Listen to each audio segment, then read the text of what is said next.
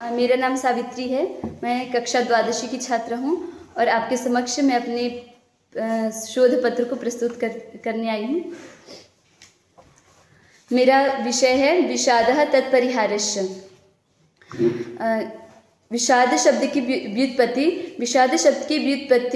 सदृशातने धातु तथा घय प्रत्यय से मिलकर बना है। विषाद से तात्पर्य मानसिक अवस्था से है जब व्यक्ति तनाव, निराशा और असमर्थता का अनुभव करता है। यह तब होता है जब किसी को अपने कर्तव्यों और जीवन के उद्देश्य को लेकर स्पष्टता नहीं होती और वह उलझन में पड़ जाता है। विषाद से उबरने के लिए श्री कृष्ण ने अर्जुन को कर्मयोग, ज्ञान योग और भक्ति योग के माध्यम से मार्गदर्शन किया। उन्होंने निरंतर कर्तव्य पथ पर चलने रहने का उपदेश दिया। फल की चिंता को छोड़कर स्वधर्म का पालन करना चाहिए, आत्मा की अमरता को समझना चाहिए तथा अपने आप को परमात्मा के शरण में समर्पित करना चाहिए। अर्जुन जो ये एक योद्धा होने के बावजूद युद्ध के दौरान भावनात्मक और मानसिक तनाव से घिर गए थे, श्री कृष्ण ने उन्हें जीवन के उद्देश्य, कर्तव्य और आत्मविश्वास के बारे में सही मार्गदर्शन किया, वो भी अलग अलग अध्यायों के माध्यम से। तो उनसे जो मिले थे मतलब कुछ मुख्य श्लोकों को मैं आपके सामने प्रस्तुत कर रही हूँ। कर्म योग, कर्म के फल की चिंता को छोड़ें। कर्मण्येवाधिकारस्ते मा फलेषु कदाचन मा कर्म फल हेतुर्भुर् माते संगोऽस्तु कर्मणि। अर्थात श्री कृष्ण अर्जुन को उपदेश देते हुए कहते हैं कि तेरा कर्म में अधिकार नहीं है, उसके फलों में कर्म में अधिकार है, मतलब उसके फलों में नहीं। इसलिए तुम कर्मों के फल का हेतु मत हो और कर्म में आसक्ति न हो। वर्तमान में प्रासंगिक कैसे हो ये चीज़? उदाहरण के लिए एक विद्यार्थी प्रार्थना करता है कि मेरे अच्छे नंबर आ जाएं तथा अच्छे नंबर प्राप्त करने के लिए इच्छा करता है, और जब अच्छे अंक प्राप्त नहीं होते तो विद्यार्थी दुखी हो जाता है। इस संदर्भ में हम कह सकते हैं कि विद्यार्थी को फल की इच्छा न करके कर्म पर ध्यान देना चाहिए, और जब न्यून अंक प्राप्त करने के बाद जो तनाव हो रहा है उस पर ध्यान न देकर आगे के कर्म पर ध्यान देना चाहिए। स्वधर्म का पालन और निरंतर कर्म करें। नियतम कुरु कर्म त्वं कर्म ज्यायो ह्य कर्मणः शरीर यात्रा पिचते न प्रसिद्ध्येद कर्मणः। तू निरंतर शास्त्र विहित कर्तव्य कर, क्योंकि कर्म न करने की अपेक्षा कर्म करना श्रेष्ठ है तथा कर्म न करने से शरीर निर्वाह भी नहीं सिद्ध नहीं होगा।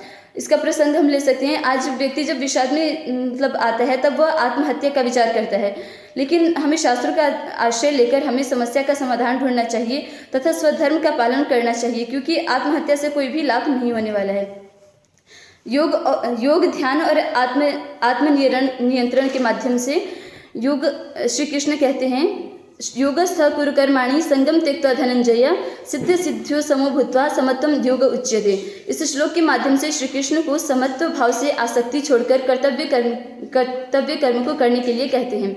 योग युक्तो महाशक्तिम अनुत्तमम परमम पदम साधयेद आत्मनम शांतिम आयु राज्यम अनिंदितम। मनुस्मृति में इस श्लोक के माध्यम से महर्षि मनु कहते हैं कि योग और साधना के माध्यम से व्यक्ति आत्मा को शांति और शक्ति प्रदान कर सकते हैं, जिससे वह मानसिक विषाद से दूर हो सकता है। आत्मा की अमरता का ज्ञान, आत्मा नहीं परमात्मा।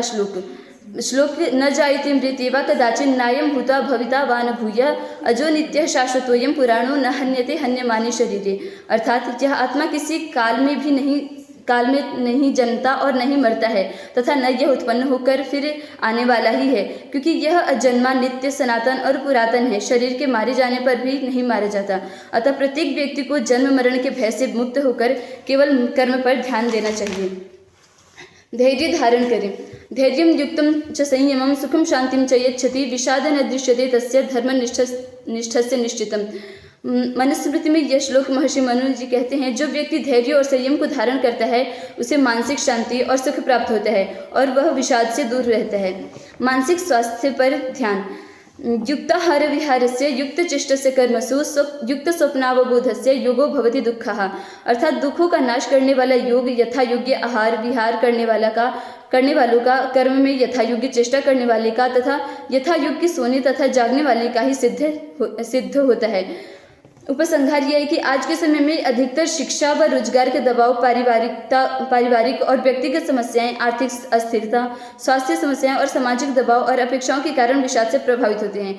इससे निपटने के लिए सही मार्गदर्शन, शास्त्र अध्ययन, श्रीमद् भगवद गीता का अध्ययन तथा सत्संगति द्वारा अपने जीवन को विषाद